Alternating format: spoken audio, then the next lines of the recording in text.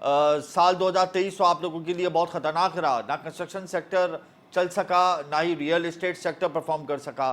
क्या साल 2024 में आपको तवक्कुआत हैं? क्या हुकूमत की तरजीहात में कंस्ट्रक्शन और रियल एस्टेट सेक्टर शामिल है? आप क्या समझते हैं इस हवाले से? बिस्मिल्लाहिर्रहमानिर्रहीम। बहुत शुक्रिया, आपने हमें इस मौजू पे बात करने के लिए मदऊ किया। जी। 2023, जैसे आपने खुद ही बात मुकम्मल कर दी दो जुमलों में, कि जो हाल था, जो हशर हुआ हमारा, जो मामलात थे। आपको पता है कि एक सियासी अदम इस्तेकाम का साल था वो 2023। लेकिन इसके कुछ आखिरी दिनों की मैं बात करूं, लास्ट क्वार्टर की, तो कुछ मैं समझता हूं कि बेहतरी के आसार शुरू हो गए थे। अब जैसे ही बेहतरी के आसार शुरू हुए हैं तो फिर एक इलेक्शन फरवरी में जो है, यानी एक महीने के बाद तकरीबन वो इलेक्शन होने के लिए जा रहा है।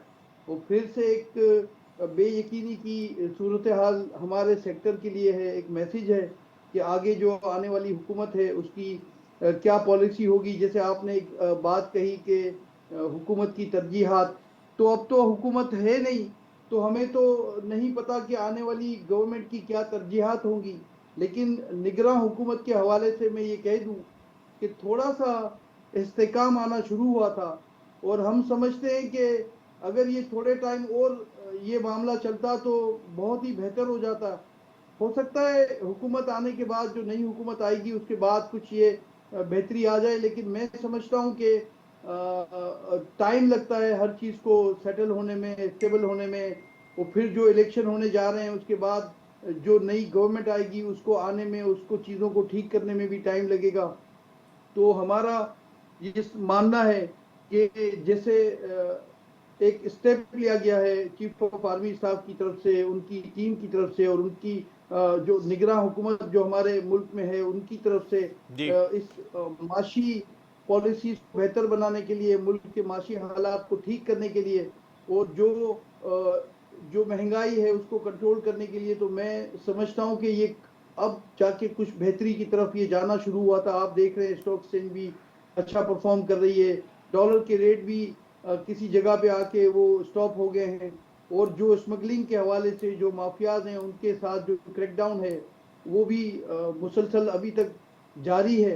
तो मुझे ये सवाल तो मेरे लिए भी है, आपके लिए तो है सवाल, लेकिन हमारे लिए, हमारे इंडस्ट्री के लिए ये सवाल है कि क्या आने वाली हुकूमतें इस तसलसल को बरकरार रखेंगी? क्या वो इस विल के साथ, जो विल आज चीफ ऑफ आर्मी स्टाफ ने दिखाई, उस विल के साथ इसको कंटिन्यू करेंगी?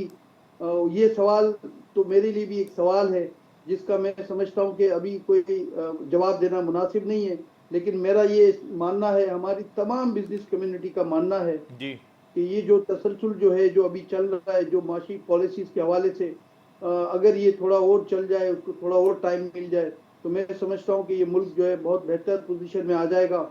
और मैं ये समझता हूँ कि कानून जो होता है ना, जब कानून की बात की जाती है, तो कानून कोई भी बनता है तो वो कानून आवाम की भलाई के लिए बनता है। इस वक्त लोगों का सबसे बड़ा मसला मैं समझता हूँ इलेक्शन नहीं है। इलेक्शन से तो लोग समझते हैं, उन्हें एक बेयकीनी है कि आगे क्या, फिर कौन सी हुकूमत होगी। लेकिन सबसे बड़ा मसला लोगों का महंगाई का है, लोगों के माशी हालात का है। हमारे जो बिजनेस कम्युनिटी के लोग हैं उनको सर्वाइवल का मसला है। यानी ग्रो का मसला तो नहीं हम बात कर रहे हैं, हम ग्रोइंग की बात तो अभी कर नहीं रहा हूं मैं, लेकिन सर्वाइवल, रहना, सर्वाइवल करना बहुत जरूरी है। तो इनकी सर्वाइवल का मसला है। तो मैं समझता हूं कि जब भी मईशत ठीक होगी, मुल्क के माशी हालात ठीक होंगे, लोगों को महंगाई में कमी नजर आएगी, लोगों को रोजगार जो है वो बढ़ता हुआ या रोजगार मिलता हुआ नजर आएगा। मैं समझता हूँ आज के टाइम का सबसे बड़ा मसला वो यही है जो मैं बात कर रहा हूँ।